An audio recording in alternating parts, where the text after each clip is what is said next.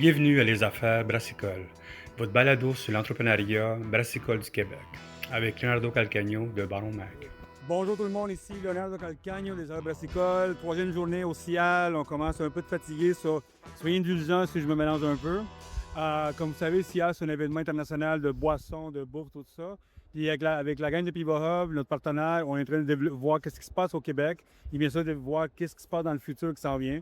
Aujourd'hui, avec une gang, on est aujourd'hui avec Talucier de la Petite Bise, qui a le brand Tal. C'est un brand que j'ai suivi longtemps. Je sais, je te gosse souvent pour savoir qu'est-ce qui se passe. J'ai trouvé que c'était intéressant comme brand que t'as. Je ne sais pas la grosseur, on sait rien là-dessus, c'est pour ce qu'on est ici aujourd'hui. Comment ça va, toi? Ça va bien, merci. Excellent. Peux-tu nous parler un petit peu de ce qui s'en vient? Je ne connaissais pas les autres brands. Et c'est quoi Tal? Oui, en fait, moi, j'ai démarré l'entreprise Hydromel Rital il y a à peu près 3 ans, OK? parce que j'étais apiculteur. Puis j'avais à peu près 150 ruches. Et puis là, je voulais commencer à faire des produits, des breuvages à base de miel. OK? Fait que j'ai commencé par une ligne de breuvages alcoolisés, des hydromels, en canette, donc des hydromels de type, on peut dire, session. Et puis là, présentement, j'en ai quelques saveurs qui sont rendus en SAQ, puis dans une centaine de points de vente. Puis après ça, quand j'ai constaté aussi l'engouement pour les produits sans alcool, bien, j'ai fait 2 hydromels sans alcool. Puis là, mon nouveau produit que je viens lancer au Cial, qui s'appelle Meliflora. Ça, c'est un breuvage fonctionnel, contient des fibres, vitamine C, des électrolytes et sucré exclusivement, évidemment, au miel. Mais quand même, tu es en tendance de functional drink, tout ça. Ben. Exact. J'essaie de me placer là-dedans avec un produit clean label, donc 100% naturel, une liste d'ingrédients simples. OK? Et puis là, on est ici au Cial à la recherche d'aide au niveau de la représentation distribution. Excellent. Pour l'instant, le Tal, moi, ce que je connaissais déjà, c'est combien de SKU vous avez, puis c'est quoi la grosseur de capacité annuelle que vous avez là-dessus? Oui, bien, en fait, on produit à peu près, je dirais peut-être 4000 kilos de miel par année. Quand même. Puis on a 5 SKU alcoolisés, 2 sans alcool. Puis après ça, on a notre nouveau, le Meliflora, qui est notre 8e SKU.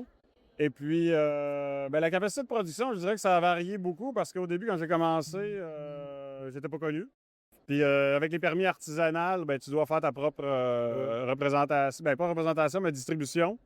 Fait que ça implique de développer les relations toi-même et aller faire tes livraisons. Partez le lundi matin dans un camion, ouais. C'est ça, tu remplis moi, je remplis mon Highlander, puis je vais faire mes tournées de prospection. Alors, c'est ça. Mais moi, j'ai des cuves que j'ai rachetées d'une microbrasserie qui fermait à Québec. Puis ça m'a aidé beaucoup parce que les gars, ils m'ont aidé, ils m'ont expliqué beaucoup comment utiliser les équipements. Parce que moi, je ne viens pas de ce domaine-là. OK. Fait que ça, j'ai eu un bon coup de main de ce côté-là. Puis là, ben moi, dans le fond, j'ai une cuve d'encanage là, de 1000 litres. Puis j'ai ma propre ligne d'encanage parce qu'avec le permis artisanal, il faut faire son propre encanage ou faire venir un encanneur. Là. Mais moi, j'ai choisi de m'acheter des petits équipements. Ouais, c'est ça. Là, j'ai choisi de m'acheter des petits équipements pour le faire moi-même. Puis voilà où j'en suis.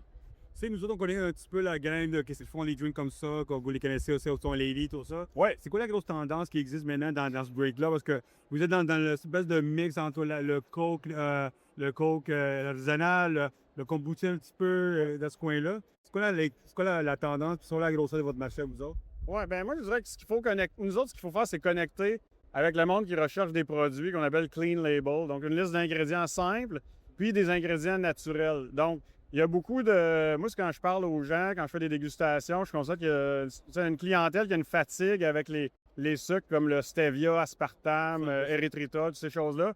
Fait que je pense que c'est vraiment ce marché-là. La taille, je suis pas sûr exactement quelle grosseur. Tu dois avoir une idée pour savoir, tu te lancer là-dedans qu'on va? Ben, c'est surtout dans le fait quand j'ai lu des rapports sur des sites comme BevNet, là, puis des choses comme ça, je voyais qu'eux, ils parlaient de cette tendance-là. Fait que, puis dans des dégustations que je fais en épicerie, je constate là, qu'il y a des gens qui sont, tu sais, qui n'aiment pas les goûts des faux sucres qu'on appelle, puis qui recherchent des alternatives plus naturelles. Mais maintenant, après ça, le défi, c'est quand même de. Tu sais, au Québec, c'est pas un endroit où les gens consomment énormément de miel. Fait que de parler des bienfaits du miel, des vertus du miel, ben c'est ça. Il y a de l'éducation à faire. Sur toi, ton marché à toi, il est plus l'Ontario puis Vancouver, disons, Manitoba, peut-être à ce point-là, parce que. Ben, je dirais ouais, plus marché urbain, certainement. Quand des affaires plus concentrées, des affaires comme ça. Montréal, Toronto, des affaires comme ça. Oui, tout à fait. Parce que moi, je ne vends pas encore à l'extérieur du Québec, mais quand j'ai commencé à ouvrir mon marché à Montréal, j'ai constaté que les gens étaient plus ouverts à essayer des produits de type hydromel. Peut-être plus de gens, c'est ça, qu'à la recherche de nouveautés puis de produits naturels. Mais en tout cas, c'est un marché qui reste à développer selon moi.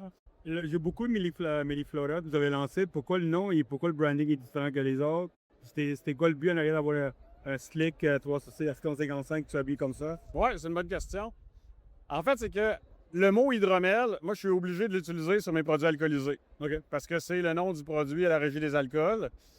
Mais je trouve qu'il donne vraiment pas d'avantage parce que, comme je l'expliquais, les gens savent pas c'est quoi l'hydromel. Fait que quand tu dis, moi, je vends l'hydromel, de toute façon, il faut que tu l'expliques. Alors, je trouvais qu'il n'y avait aucun avantage à garder ce brand-là pour un breuvage fonctionnel sucré au miel. Alors, j'ai choisi le mot Melliflora, puis honnêtement, j'ai choisi parce que j'ai vu qu'il était disponible sur le site de l'OPEC. C'était vraiment un beau brand en plus. Ouais, merci. Ben, en fait, je suis content parce que ma première image de marque avec les hydromels, je l'ai faite faire par une agence que j'ai vraiment beaucoup aimé leur travail. Ça s'appelle Featuring. Mais quand j'ai voulu lancer Melliflora, je voulais pas nécessairement déployer les mêmes montants d'argent pour développer une image de marque. Fait que j'ai demandé au service interne de Heartprint. Ouais. Eux, ils ont une équipe en interne, puis ils m'ont fait une super job. Là, ça m'a coûté à peu près 1500 $. Vous avez fait un très bel job. Là. Ben oui, je suis très content. Peut-être que ça va être appelé à évoluer un petit peu dans le futur, mais au moins, ça me permettait de venir ici au ciel avec un produit, avec un beau visuel, prêt à présenter à des acheteurs professionnels. Fait que voilà, c'est un peu ça l'histoire. C'est quoi l'impact maintenant que tu as eu? Ça fait 3 jours que tu es ici au ciel.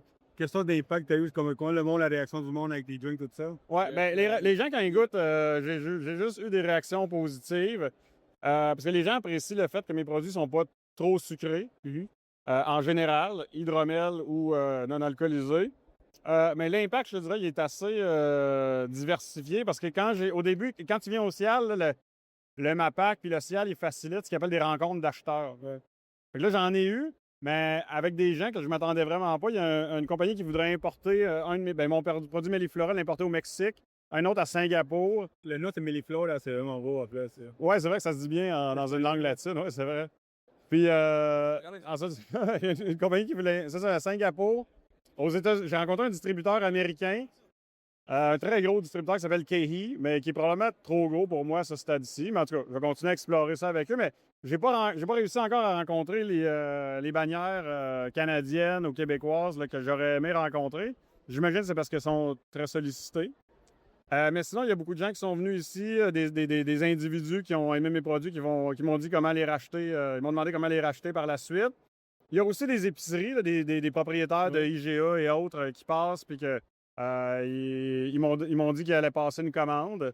Fait que de ce point de vue-là, c'est intéressant. Puis il y a tellement. Je pense qu'il va falloir que je prenne le temps de regarder toutes les cartes d'affaires que j'ai ramassées à la fin. Ça prend 6 mois d'affaires là. Nous autres, c'est 6 mois de travail après ça, par tout le monde. J'en doute pas. Vas-y, vends-moi ta salade. Comment on fait pour te contacter pour acheter ça? Allez-y, puis qu'est-ce que tu as besoin? Oui, OK. Bon, ben, dans le fond, moi, ce que je mets de l'avant, c'est vraiment des hydromels faibles en alcool, pas trop sucrés, aromatisés avec des fruits québécois si possible, ou sinon, autant que possible, rescapés. Mes produits sont disponibles sur mon site web, il y a une carte avec la liste de mes points de vente. Et il y a plusieurs de mes produits. Là, je vais en avoir 4 à partir de cet été qui vont être disponibles en SAQ également. Et vendre ma salade, c'est vraiment. Moi, ce que je mets de l'avant, c'est vraiment le miel brut que j'utilise dans mes produits sans alcool. C'est sûr que dans les hydromels, le miel, on le pasteurise avant pour pas que ça recrée des fermentations non désirées. Exact. Qui me sont déjà arrivées d'ailleurs. Je pense à tout le monde c'est arrivé. À tout le monde c'est arrivé. Ah, OK, bon, c'est rassurant de savoir ça. Et puis, c'est ça. Moi, dans le fond, ce que je recherche, là, j'ai des besoins d'aide au niveau de la représentation. Pour les hydromels et pour les produits sans alcool. Et pour tout ce qui est sans alcool, aussi service de distribution, évidemment. L'hydromel, malheureusement, pour le moment, on doit faire, à cause des permis artisanaux, on doit faire sa propre distribution. Ouais. Mais c'est le genre d'aide que je recherche à ce stade-ci. Excellent. Dernière question à toi, c'est pourquoi Tal? En fait, c'est que mon prénom, c'est Talusier. Mais mes amis m'appellent Tal. Et c'est aussi, mon nom complet, c'est Talusier Arbour-Lassalle. Donc, mes initiales, Tal. Voilà. Tu vois, le mystère est tout le temps quelque part. Et ton courriel, si quelqu'un veut te contacter? Oui, c'est info@hydromelrital.ca. Excellent, merci beaucoup. Hein? Merci. Merci beaucoup tout le monde d'avoir écouté Isabelle Brassicole, notre section spéciale CIAL 2026. Si vous avez des questions pour M. Tal, on va laisser toute l'information là-dessus. Bien sûr, si vous avez des questions pour moi, leonardo@baronmike.com. Et merci à Privo Hub de nous aider pour, bien sûr, pour couvrir cet événement cette année. Merci beaucoup et à la prochaine.